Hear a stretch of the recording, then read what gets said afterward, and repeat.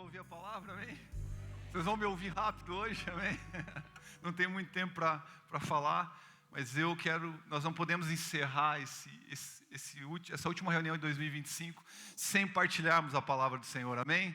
Durante esses meses que passamos aqui, em todas as nossas reuniões, nós expomos a palavra, nós pregamos a mensagem. Eu creio que hoje não vai ser diferente. Eu creio que esse é um dia de celebração. O tema da mensagem hoje é celebrai ao Senhor. Diga assim comigo: celebrai ao Senhor. Fala mais forte: celebrai ao Senhor. Você vai abrir a tua Bíblia em Salmo 100. Nós vamos ler os 5 versículos do Salmo 100 e vamos expor essa mensagem à luz desse texto. E eu quero ser o mais objetivo possível para que nós terminemos essa reunião orando, louvando ao Senhor, engrandecendo o nome dEle por tudo que Ele tem feito neste ano. Há tantos motivos. Eu vejo esse vídeo que acabou de passar ali, o anterior, né, sobre tudo que fizemos, a retrospectiva. O meu coração fica muito feliz de ver tudo que Deus tem feito nessa casa. Nós queremos celebrar o Senhor à luz da mensagem. Abre Salmo 100, do versículo 1 ao 5, eu quero ler nessa manhã. Versículo 1: celebrai com júbilo ao Senhor todas as terras, servir ao Senhor com alegria, apresentai-vos diante dEle com cântico. Sabei que o Senhor é Deus, foi Ele quem nos fez e dele somos o seu povo e rebanho do seu pastoreio. Entrai por suas portas com ações de graças e nos seus átrios com hinos de louvor. Rendei-lhe graças e bendizei-lhe o nome, porque o Senhor é bom e a sua misericórdia dura para sempre, e de geração em geração a sua fidelidade. Senhor, nós queremos apresentar a tua palavra nessa manhã, Pai. Pedir que o Senhor continue a nos abençoar, da destreza, sabedoria, Senhor, para partilhar, Pai, o teu conselho bíblico, Senhor. Que a tua celebração, que o espírito de gratidão, Senhor, de alegria esteja na casa ao ministrarmos a palavra. Que seja um tempo, Pai, de edificação. Continue a edificar os nossos corações. Se entrou alguém aqui nessa manhã que está triste, que não tem motivos para celebrar, que a alegria do Senhor invada o coração deles nessa hora. Pai, que o gozo do Senhor possa encher o coração, Senhor, dessas pessoas, porque Tu és tudo que temos, Tu és a nossa alegria, em nome de Jesus, amém, amém. Nós sabemos que o livro de Salmos, ele possui 5 livros, 5 blocos de livro. Eu não quero aqui esmiuçar tanto isso, porque eu já falei isso em uma das mensagens. Mas é interessante que o Salmo 100, ele está num bloco de salmos que vai do Salmo 93 até o 100, que são salmos, segundo os teólogos, salmos de exaltação ao Senhor, de glorificação ao Senhor, que destacam a soberania, destacam Deus como Rei. E esse bloco de salmos, que vai do Salmo 93 a 100, tem o seu clímax, tem seu ponto alto no último salmo desse bloco, que é o Salmo 100, onde o salmista, e esse salmo é um salmo anônimo, que não se sabe quem é o escritor ao certo desse salmo, mas ele, nesse salmo, que é o clímax dessa adoração, desse chamado à contemplação da soberania de Deus, do reinado do Deus Rei, ele convoca ao povo, trazendo uma ênfase de gratidão, de gozo, de ações de graças relacionados a Deus. E esse salmo, com certeza, era um dos salmos que estavam no saltério do povo, nas festas em que o povo de Israel realizava. E o salmista ele convoca o povo a se alegrar. A gente sabe que o povo de Israel celebrava 7 festas durante o ano, sendo as 3 principais festas: a Páscoa, o Pentecostes e o Tabernáculos, a festa dos tabernáculos. E acredita-se que esse Salmo 100 era um dos salmos que certamente era cantado na festa dos tabernáculos. Era um momento de alegria, de celebração, um momento onde o povo vinha até a presença de Deus com o espírito cheio de gratidão, trazendo ao Senhor ofertas, trazendo ao Senhor o gozo por tudo que ele fez e que Ele tem feito. Por isso que a gente vê que o salmista inicia o salmo falando: celebrai com júbilo ao Senhor. Ele chama o povo, ele conclui esse bloco a esse povo celebrar ao Senhor com júbilo. E eu quero, para que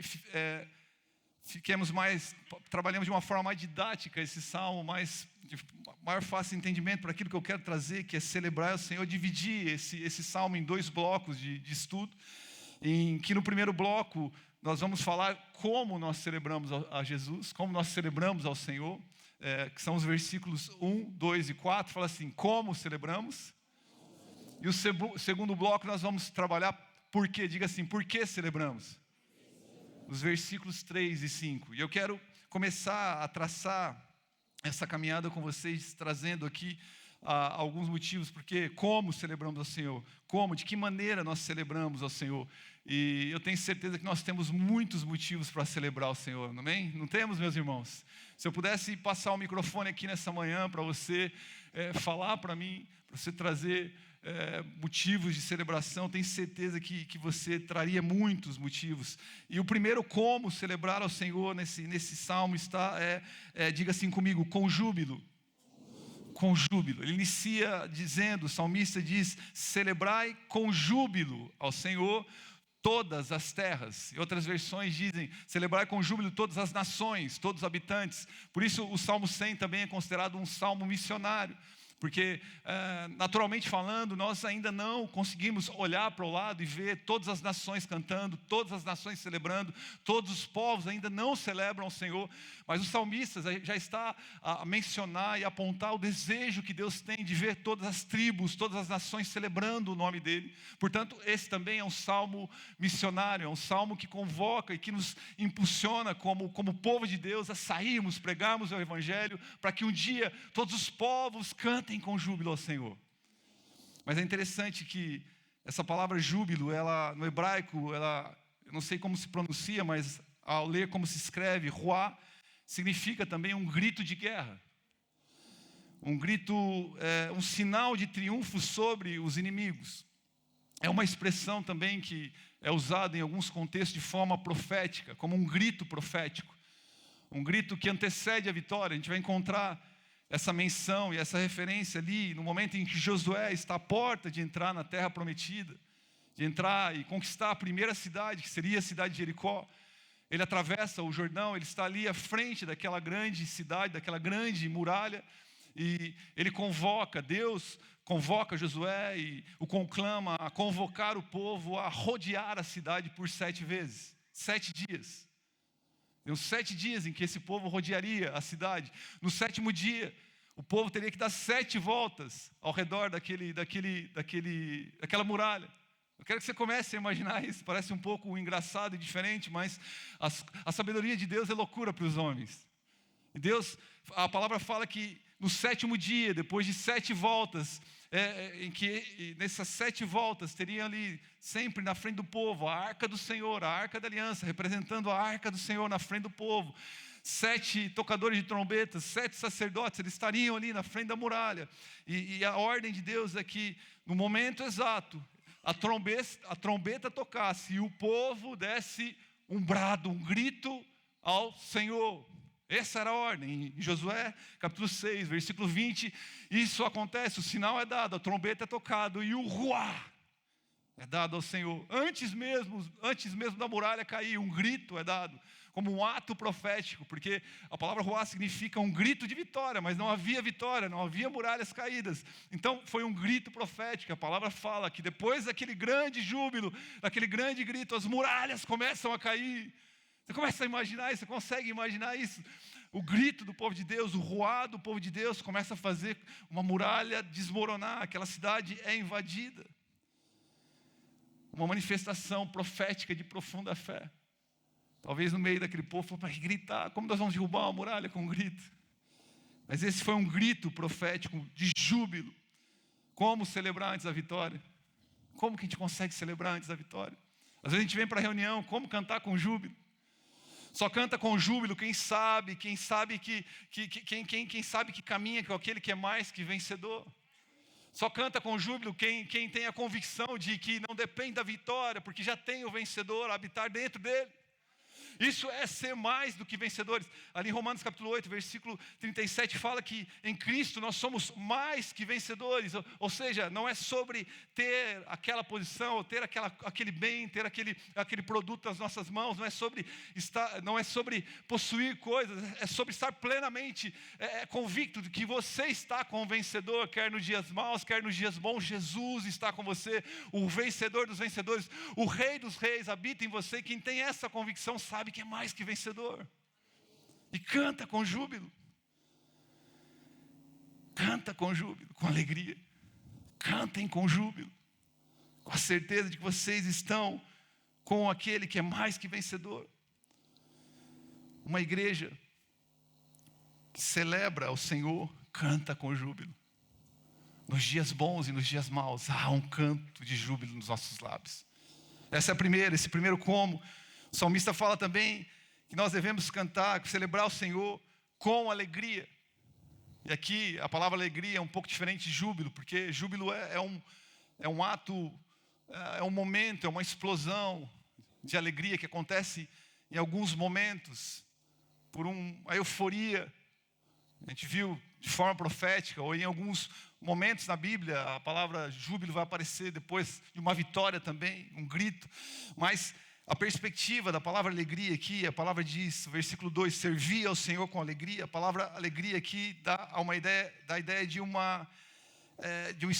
estado de espírito. Trata-se de uma postura constante. A alegria, na perspectiva bíblica, ela tem essa tônica, é algo constante. É como se o autor, o salmista, estivesse a dizer aqui: enquanto você serve, alegre-se nele. Tenha alegria no Senhor, tenha gozo no Senhor.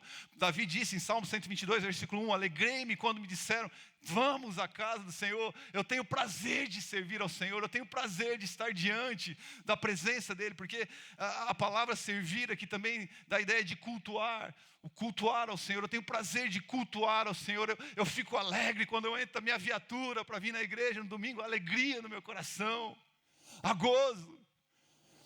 Sabe, é prazer de estar aqui, eu não negocio, eu não fico, já fui na oração, não vou no culto domingo, já participei de 2 cultos nesse domingo, tem 4, já estou 50%, tá bom, já dá para viver a vida mediana. Não, eu vou para a igreja, eu sirvo ao Senhor, porque eu tenho a alegria de estar lá, eu tenho gozo de estar na presença dEle. Quando a gente volta um pouco ali para o Antigo Testamento, quando o povo está reconstruindo o templo, ali em Jerusalém, depois da volta do exílio da Babilônia, essa reconstrução vai aparecer no livro de Esdras. A gente vai ver o primeiro retorno do povo de Israel, aconteceu com o governador Zorobabel, sobre a liderança espiritual de Josué, que Josué é um sacerdote nesse contexto. Eles começam a reconstruir o templo do Senhor, eles começam a trabalhar, mas durante aquele trabalho, aquela empreitada, inimigos se levantam para tentar desanimar o povo, inclusive os samaritanos vêm para desanimar o povo, para tentar impedir. Eles conseguem, de certa forma, fazer isso, porque a obra ela é paralisada por 12 anos, por conta dessa resistência. O povo vai ficando um pouco desanimado, mas é nesse período que Deus levanta homens como o profeta Ageu, o profeta Zacarias. Eles começam a profetizar. A palavra de Deus diz ali no livro de Esdras que Zacarias e Ageu, eles pregam a palavra, e aquela pregação edifica o coração daquele povo a continuar, a se animar, e eles voltam a reconstruir o templo, eles voltam a trabalhar. E ali em Esdras, capítulo 6, versículo 16, fala que quando eles consagram aquele templo, eles celebram com alegria a dedicação ao templo do Senhor. A alegria deles é reavivada com a palavra, com a pregação dos profetas Ageu e Zacarias. Aliás, o profeta Ageu diz nesse mesmo tempo, em Ageu 2:9, que a glória da segunda casa seria maior do que a primeira. Porque o povo estava a olhar para aquele templo, que eles estão a reconstruir o segundo templo, e eles estão tristes, porque não era como o templo suntuoso, grande, que Salomão tinha construído. Era um templo mais modesto, mais simples, e eles achavam que a glória do Senhor estava num templo, e Ageu está falando, a glória da segunda casa é maior do que a primeira, porque agora não tem a ver com o templo, não tem a ver com a estrutura, a glória será maior, porque um dia verá o Messias, ele habitará dentro de vocês, isso será glorioso. Ele não habitará mais em templos feitos por mãos dos homens. Ele habitará dentro do coração de vocês. A alegria vai estar dentro de vocês. Isso é maravilhoso. Nessa mesma época, um pouco mais à frente, Neemias vem, continua, levanta os muros. Em Jerusalém, o templo já está levantado, ele levanta os muros. E quando ele está a consagrar os muros, aparece ali o escriba, Esdras, que era um escriba, ele começa a ler a lei, a ler a palavra do Senhor. O povo começa a se entristecer, porque eles percebem o que eles estão vivendo em pecado, eles são confrontados pela palavra de Deus. Mas Neemias se levanta ali e fala: não é hora de tristeza, não é hora de vocês se abaterem. E ele diz ali em Neemias capítulo 8, versículo 10, disse-lhes mais: este dia é consagrado ao Senhor, portanto não vos entristeçais, porque a alegria do Senhor é a vossa força. Ele é a tua alegria. E a força aqui significa um fundamento, uma muralha. A alegria do Senhor é como uma muralha, é como um fundamento profundo na vida de vocês. Porque vocês não vivem, não tem só uma alegria que é circunstancial, uma alegria que é por benefícios, por uma construção de um templo, por um produto que está na mão de vocês. Não, a alegria de vocês é posicional, a alegria de vocês está em um nome, esse nome é Deus, Ele é a própria alegria. Por isso sirvam Ele com alegria. No Senhor nós temos uma alegria que é incondicional, não depende das circunstâncias ao nosso redor.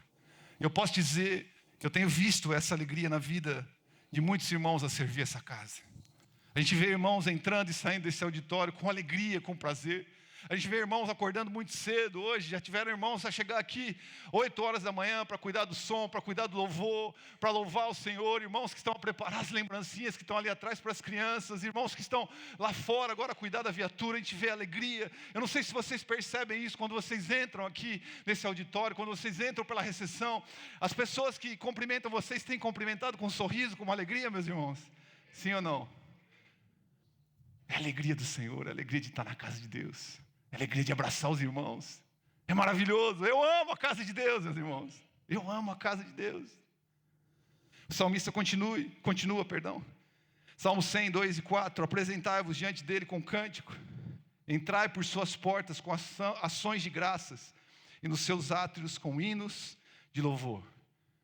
E aqui eu quero fazer um bloco de 3 comos.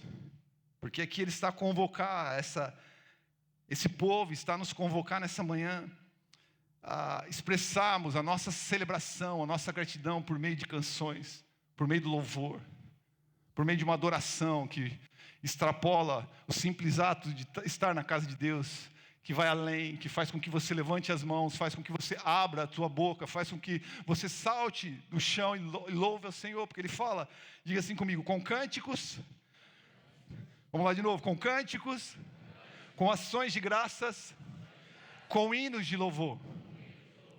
Ele chama a igreja, ele chama o povo ali, por que não dizer a igreja do Antigo Testamento, que era o povo de Israel, ao louvar, o louvor, a celebração na casa de Deus não é mais uma dinâmica da reunião, não é mais um momento para, com perdão da palavra, a gente fala lá no Brasil um termo, não sei se usa aqui, encher a linguiça, ou preencher ali um espaço que precisa ser preenchido para que as pessoas cheguem na reunião. Para que tenha um pouquinho mais de ânimo aqui. Não, o louvor não é esse momento, não é uma dinâmica do culto. O louvor é um momento de reconhecimento de quem Deus é uma oportunidade de expressarmos juntos, em unidade, em palavras, em salvação, em palavras, em ações, a alegria da salvação. É um momento em que nós estamos diante de Deus, com o nosso coração grato, ou com o nosso coração apertado, seja o que for, mas que, ou de forma espontânea, ou pela fé, ou por obediência também, em alguns momentos, que nem todos os momentos nós queremos levantar as nossas mãos, mas nós, como um ato de rendição, de entendimento de quem nós estamos adorando e servindo, nós cantamos ao Senhor, nós trazemos uma palavra de adoração, nós rendemos ações de graça. Aliás, a palavra ações de graças tem a ver com sacrifícios de louvor. Ações de graças, o termo teológico para isso são sacrifícios de louvor. Quando você vai estudar essa palavra, ações de graças, ela está intimamente relacionada a uma vida de rendição, de entrega. Um dos termos é se render ao chão. é fazer um ato sacrificial por entender que você está diante do Rei dos Reis, do Senhor dos Senhores. O apóstolo Paulo repete esse mesmo padrão de louvor, de adoração ali em Efésios capítulo 5, versículo 18 a 20, em que ele diz: não se embriaguem com vinho, pois ele os levará ao descontrole. Em vez disso, sejam cheios do Espírito Santo, cantando salmos, hinos e cânticos espirituais entre si, e louvando o Senhor de coração com música. Por tudo, deem graças a Deus, o Pai, em nome do nosso Senhor Jesus Cristo. Ele convoca o povo a cantar hinos. Nós já fizemos isso nessa manhã. Cantamos hinos decorados, cantamos hinos que nós já sabemos, hinos que têm abençoado nações, hinos que adoram ao Senhor. Este é o momento onde nós levantamos cânticos ao Senhor. Mas Paulo também diz: cantem cânticos espirituais, que são cânticos espontâneos, cânticos que fluem por parte do Espírito Santo. No momento que você está aqui no louvor, por isso que em alguns momentos a gente fala: levanta a tua voz, louve ao Senhor, cante aquilo que o Espírito Santo colocar no seu coração. E aquele momento que você levanta na espontaneidade aquilo que está no depósito do teu coração para Deus. Dêem graças ao Senhor. Salmo 95, 1 a 2 diz: venham, cantemos ao Senhor com alegria, aclamemos a rocha da nossa salvação. Vamos à presença dEle com ações de graças, vamos aclamá-lo com cânticos de louvor. Ali em Marcos capítulo 14, versículo 16, depois de Jesus celebrar a ceia, a palavra fala que ele se junta aos seus discípulos, ele canta hinos ao Senhor. Ele louva ao Senhor poucos momentos antes de ser morto na cruz do Calvário. Ele adora ao Senhor, ele canta hinos ao Senhor. Colossenses capítulo 3, versículo 16, o apóstolo Paulo fala que a palavra de Cristo habite plenamente em vocês. Ensinem e aconselhem uns aos outros com toda a sabedoria. Cantem salmos, hinos e cânticos espirituais a Deus com gratidão no coração. Cante ao Senhor, cânticos, hinos, ações de graças, canções espontâneas. Nós devemos celebrar o Senhor com canções, com ações de graça e muito louvor. Uma igreja que celebra certamente cantará de alegria. Uma igreja que celebra tem um cântico novo em seus lábios.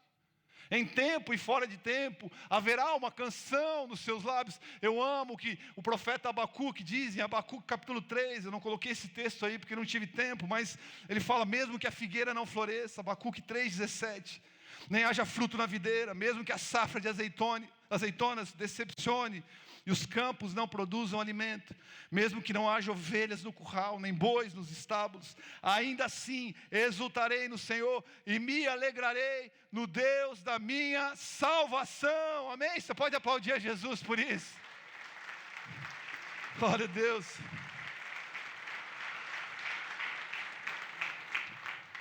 Aleluia.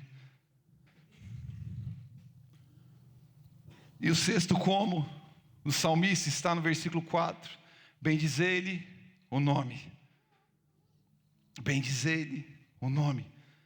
Como nós celebramos ao Senhor, bendizendo o nome do Senhor.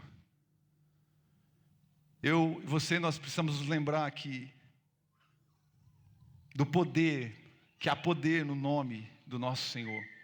A gente vai ver no Antigo Testamento, Deus foi se revelando por meio de diferentes nomes, cada um com significados práticos e diferentes. Você faz um estudo no Antigo Testamento, você vai ver o Senhor se apresentando como eu sou, se apresentando como o Deus El Shaddai, o Deus Todo-Poderoso, Adonai. Mas nós vamos encontrar outros nomes de Deus: Jeová Jiré, o Senhor proverá; Jeová Rafá, o Senhor que sara; Jeová Nissi, o Senhor é a nossa bandeira; Jeová Shalom, o Senhor é a nossa paz; Jeová Ra, o Senhor é o meu pastor; Jeová Tzedeknu, o Senhor, nossa justiça; Jeová Shammah, o Senhor sempre presente; Jeová Sabaote, o Senhor dos exércitos. Esse é o nosso Senhor, o Deus a quem nós servimos. Esse é o nome que nós devemos bendizer. Se nós não temos nada para falar, se nós não nos lembramos de palavras que fluem na nossa boca, comece a declarar o nome do Senhor. Comece a declarar aquilo que Ele representa, porque o seu nome, o que Cristo, o que Deus oferece, Ele é. O que Ele nos oferece, Ele é. No Novo Testamento nós vamos ver Jesus também se revelando através de vários nomes. Ele dizendo a respeito dele mesmo, a palavra dizendo, Jesus é o Cristo, Filho do Deus vivo, Jesus o pão da vida, a luz do mundo, a porta, o bom pastor, a ressurreição, o caminho, a verdade, a vida, a videira verdadeira, o Rei dos reis, o Senhor dos senhores, o Alfa, o Ômega, a raiz de Davi, o leão da tribo de Judá. Aleluia! Você pode aplaudir Jesus. Ele é o nosso Deus. Há poder no nome de Jesus, meu irmão. No nome de Jesus, os demônios têm que recuar. No nome de Jesus, os orgulhosos se dobram. Há poder no nome de Jesus. Nós adoramos, nós celebramos esse nome. Aleluia.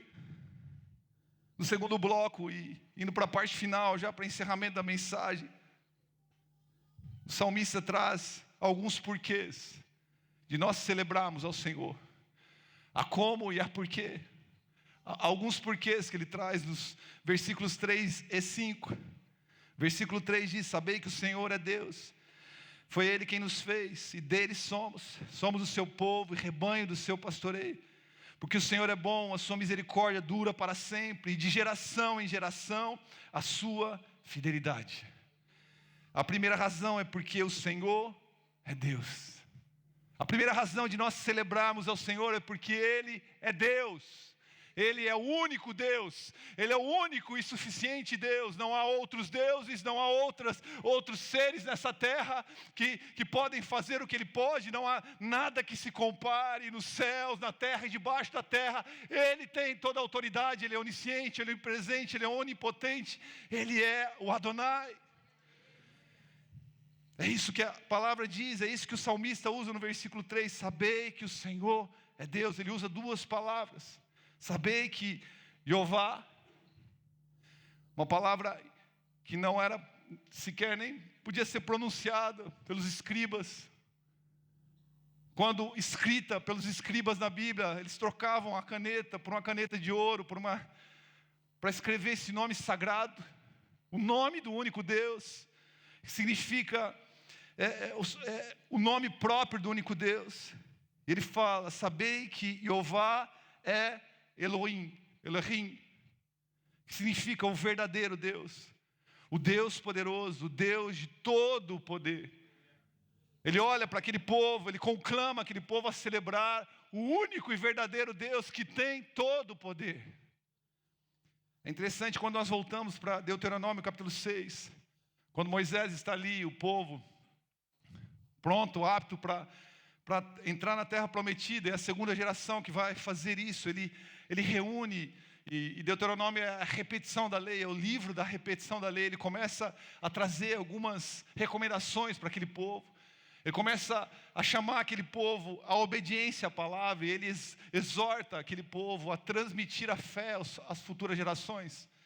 E ali em Deuteronômio capítulo 6, versículo 4 e 5, a palavra de Deus diz, usando Moisés, escreve: ouve Israel, o Senhor nosso Deus é o único Senhor. Amarás, pois, o Senhor teu Deus de todo o teu coração, de toda a tua alma e de toda a tua força. Ele reúne aquele povo e fala: ouve Israel, Jeová. Ele usa as mesmas palavras do salmista no Salmo 100, Jeová, nosso Elohim, é o único Jeová. Escute Israel, transmita aos seus filhos. Escute Israel, obedeça a Ele, é Ele que tem todo o poder. É interessante que no capítulo 5 de Deuteronômio, é o capítulo onde estão os 10 mandamentos. Ei Israel, olhe o que Deus mandou, olhe o que Ele pediu, obedeça, porque Ele é o único Deus e Ele tem todo o poder. Ensine isso para os seus filhos. Proclame essa verdade às gerações futuras. Isso será um abrigo, um sustento, um fundamento para eles. Moisés declara essas palavras num contexto entre que eles estariam envolvidos por muitos deuses, por muito paganismo. A gente vai ver o povo de Israel se perdendo porque deixou de obedecer, deixou de adorar o único Deus.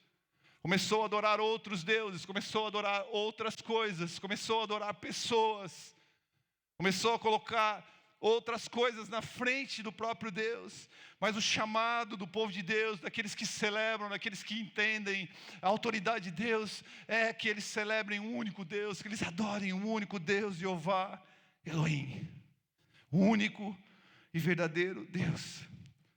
Que nós façamos isso nesses dias, meus irmãos. Parece que o que eu estou a falar é quase que inventar a roda.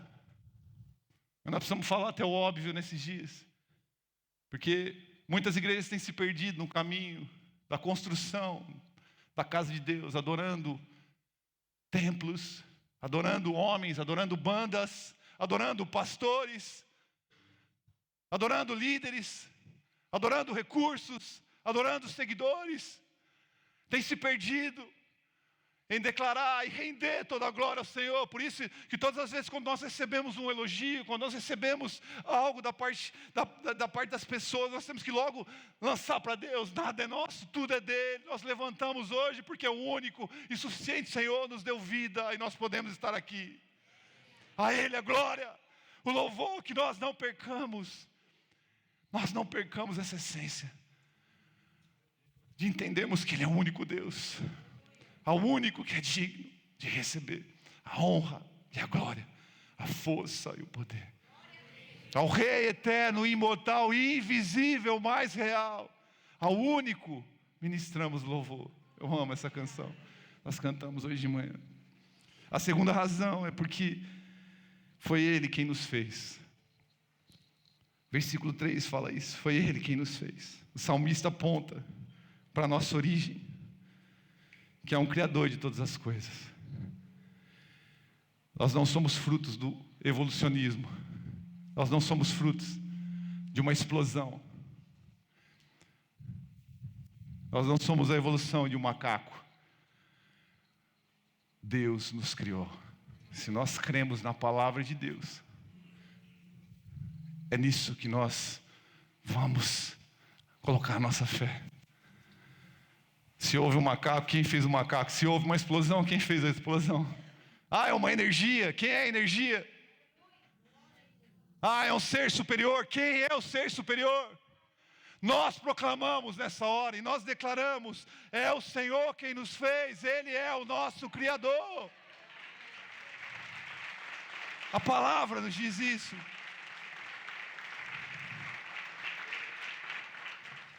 Isso é razão de nós louvarmos ao Senhor, de nós celebrarmos. Colossenses 1,16 diz: pois nele foram criadas todas as coisas, nos céus, sobre a terra, as visíveis, as invisíveis, sejam tronos, sejam soberanias, quer principados, quer potestades. Tudo foi criado por meio dele e para ele.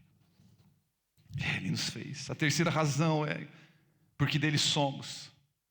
Versículo 3 também fala isso. Nós celebramos ao Senhor porque nós somos dele. Nós pertencemos ao Senhor.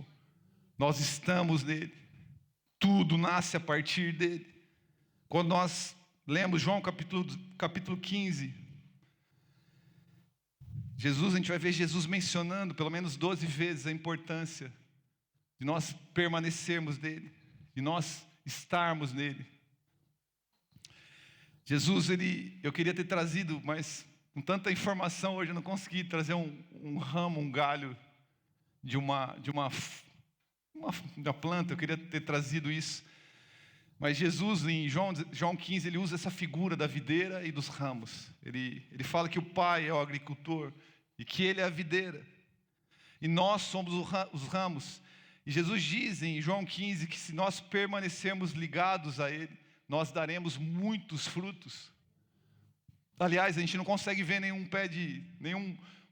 uma árvore de laranja, uma macieira, uma laranjeira, dando fruto desligada do seu ramo central. Não é verdade, meus irmãos?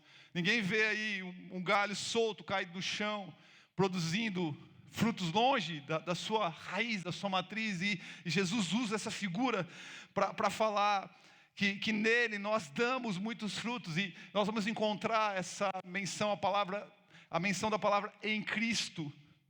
Essa menção de estar em Cristo, ela aparece pelo menos 90 vezes no Novo Testamento, como uma figura de frutificação, de avanço, quando nós estamos em Cristo, nós vamos encontrar essa menção dessa palavra, dando a ideia de frutificação, dando a ideia de que nós devemos estar firmados neles, do resultado que nós temos de estar em Cristo, plantados em Cristo, não sermos um galho longe da videira, de não sermos um membro do corpo. Aliás, a gente não vê nenhuma orelha andar pela rua. Acho que ninguém passou hoje no caminho da igreja, viu uma orelha vindo para a igreja, não é? Acho que não, né, meus irmãos? Essa orelha vem com o corpo, amém? Mas quando nós estamos em Cristo, essa palavra vai aparecer cerca de 90 vezes. Eu trouxe algumas menções aqui, em que no Novo Testamento a palavra diz que em Cristo nós somos aceitos por Deus. Em Cristo nós somos, vamos falar para vocês me ajudarem aí. 1, 2, 3, em Cristo nós somos aceitos.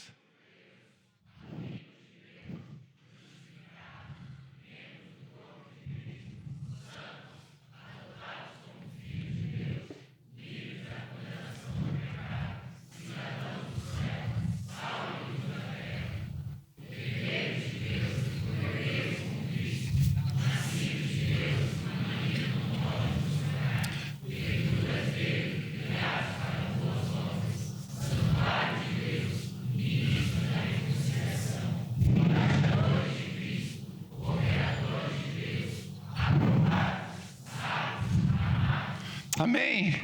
Somos tudo isso em Cristo Jesus. Essa é a chave, nós estamos plantados em Cristo, nós estamos firmados em Cristo. Aliás, nossa vida só encontra razão em Cristo Jesus. O Logos se fez carne.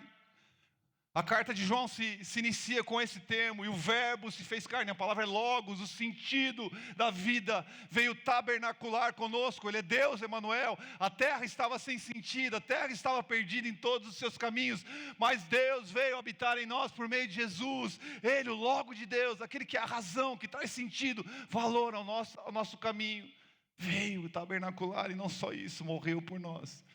E hoje o sentido habita em nós por meio do Espírito Santo. A quarta razão, eu já estou a encerrar, quero chamar os músicos aqui para subirem, para parecer que está acabando, está bem?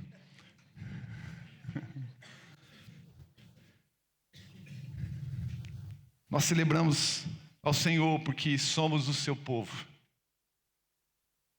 São palavras que parecem tão simples e que a gente acaba falando quase que de forma automática, mas que tem um poder tremendo. Nós somos povo de Deus. A ideia de um povo que tem raízes profundas, ela se estabelece desde o Antigo Testamento, quando nós vemos ali Deus estabelecendo a nação de Israel, as 12 tribos. Ele começa dessa forma, usar essa ideia de povo para revelar o próprio Messias, que faria com que toda raça, toda tribo, toda língua pudesse ser chamado de filho de Deus, povo de Deus. Mas isso vai sendo construído de forma gradual, porque a gente vê Deus levantando as 12 tribos, a gente vê Deus escolhendo uma tribo, separando uma tribo, a tribo de Judá, e Jesus é o leão da tribo de Judá. No Novo Testamento a gente vai ver uma transição, uma mudança. Agora o povo de Deus é representado por sua igreja. A gente vai encontrar vários textos que vão falar a respeito disso, a igreja como povo de Deus, como família de Deus. No Antigo Testamento, o povo era uma nação natural, com suas leis e preceitos naturais e religiosos. Mas no Novo Testamento, o povo é uma nação espiritual, regida pelos princípios e valores do reino de Deus. No Antigo Testamento, a mentalidade era exclusivista. Somente a linhagem natural ali dos israelitas eram os incluídos. Mas no Novo Testamento, a nova aliança, o Evangelho de Jesus tem poder de alcançar todos os povos, tribos, línguas e nações. Por isso nós podemos estar aqui nessa manhã e dizer: nós somos o povo de Deus. João 3,16, porque Deus amou o mundo de tal maneira que deu seu Filho unigênito para que todo aquele que nele crê não pereça, mas tenha a vida eterna. Toda pessoa que crê em Jesus se torna parte do povo de Deus, e a partir daquele momento passa a espalhar e a proclamar a cultura desse povo, desse reino, os valores desse povo sobre a terra. 1 Pedro 2, 9 e 10 diz: vocês, porém, são geração eleita, reino de sacerdotes, nação santa, povo que pertence a Deus, para anunciar as grandezas daquele que os chamou das trevas para a sua maravilhosa luz. Antes vocês não eram povo, mas agora são povo de Deus. Não haviam recebido misericórdia, mas agora receberam. Quantos aqui foram alcançados pela misericórdia de Deus? E nós somos chamados de povo de Deus. Nós podemos celebrar isso. Uma cultura que transcende a cultura dessa terra. Enquanto alguns dessa terra têm corrido atrás de comida, de bebida, de reconhecimento, os da cultura do reino de Deus sabem que o reino de Deus não é comida nem bebida, mas justiça, paz e alegria no Espírito Santo. Que não percamos essa razão. A quinta razão e penúltima é porque somos rebanho do seu pastoreio. No versículo 3 ele fala isso: celebrai. Ele convoca o povo a celebrar e fala: vocês são rebanho do seu pastoreio. Nós temos um pastor. Em João ali, capítulo 10, Jesus se declara como o nosso pastor. A gente vai encontrar no próprio Salmo 23 um texto todo que foi preparado por Deus na palavra para falar sobre o bom pastor, para falar sobre o pastor que cuida das suas ovelhas. O Senhor é o meu pastor e nada me faltará. Mas Jesus em João 10 fala que Ele é o nosso pastor, e Ele relaciona alguns atos de um verdadeiro pastor. Ele começa a relacionar alguns atos de um verdadeiro pastor. Ele fala que um verdadeiro pastor, ele como pastor, esse verdadeiro pastor entra pela porta, conhece cada ovelha pelo seu nome, fala com as ovelhas, conduz as ovelhas, e esse bom pastor dá a vida por suas ovelhas. Por isso que na figura de Jesus nós podemos declarar Salmo 23:1: o Senhor é meu pastor e nada me faltará. Ainda que eu passe pelo vale da sombra da morte, nenhum mal eu terei. A tua vara e o teu cajado me consolam, me confortam, me sustentam. Ele é o nosso pastor. Nós não estamos à deriva, nós não estamos soltos aí na terra. Nós temos um bom pastor que nos conhece pelo nome, que nos dirige, que nos apacenta, que nos corrige com a vara, mas que nos traz com o cajado para perto e nos afirma com palavras de edificação e de encorajamento. O bom pastor está aqui nessa manhã. Ele quer apacentar a tua alma, quer conduzir o teu coração. Nós podemos celebrar. Nós fazemos parte de um rebanho celestial. E a última razão por que celebrarmos é porque o Senhor é bom. Diga assim comigo: o Senhor é bom. Versículo 5 fala: porque o Senhor é bom, a sua misericórdia dura um pouquinho, dura durante um dia, durou no ano de 2025. A sua misericórdia dura para sempre, e de geração em geração a sua fidelidade. A fidelidade do Senhor te toca hoje, mas Marcos, a fidelidade do Senhor vai tocar tua filha, as filhas da tua filha. A fidelidade do Senhor te tocou hoje, Vânia, mas ela toca o Brian, ela toca os filhos do Brian, os filhos dos filhos. Rogério, a fidelidade do Senhor te toca hoje, mas Ele toca tua esposa, toca os seus filhos, os filhos dos seus filhos, as gerações futuras, porque a fidelidade do Senhor não durou só 2025, 26, 27, 28, 29, 30, e além de nós.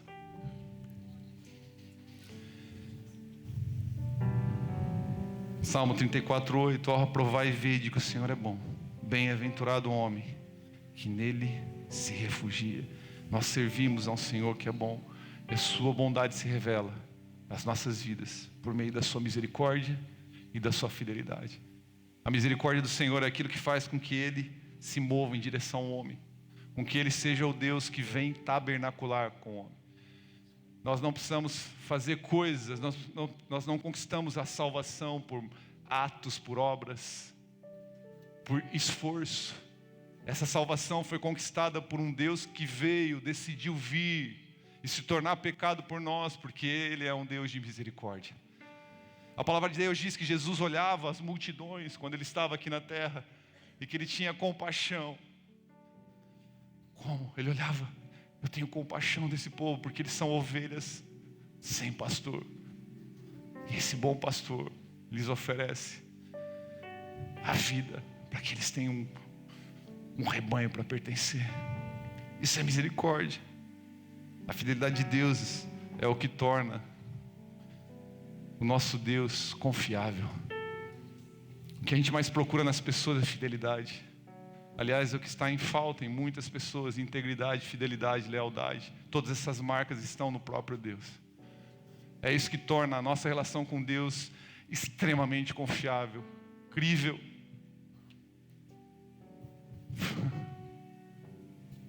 Saber que Ele é fiel. Tu és fiel, Senhor. A palavra de Deus não falha. Cada promessa que está nesse livro tem o selo da aprovação, a assinatura do Deus que é fiel. Por isso, nós temos a garantia de que nós obedecemos a palavra de Deus. Nós viveremos uma vida abundante na sua presença.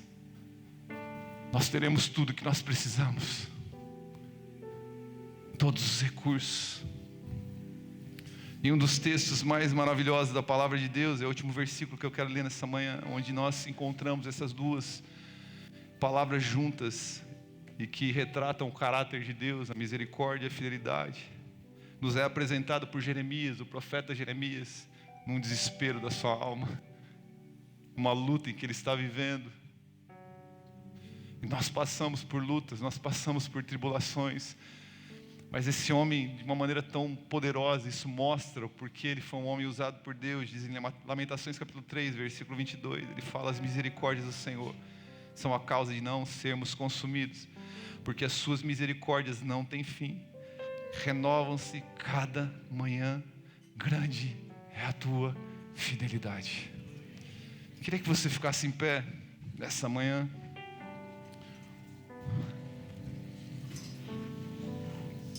E eu queria concluir essa mensagem relembrando com os irmãos os comos e os porquês de celebrarmos ao Senhor. No final deste ano, na última reunião de 2025, nós temos comos e porquês para estarmos diante dele, para celebrarmos, para adorarmos. E tudo isso só nos traz a garantia de que 2026 vai ser ainda melhor, porque nós continuaremos com Ele, porque seu amor não tem fim, sua fidelidade não tem fim. E nós vamos continuar tendo motivos, razões para adorar Ele. Eu queria que nós repetíssemos juntos ali, eu não sei se vai projetar, os comos e os porquês. Como? Diga comigo, 1, 2, 3. Com júbilo, com cânticos,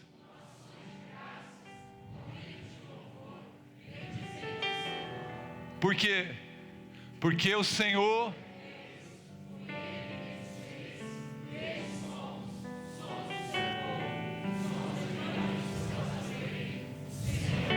Você pode aplaudir a Jesus bem forte.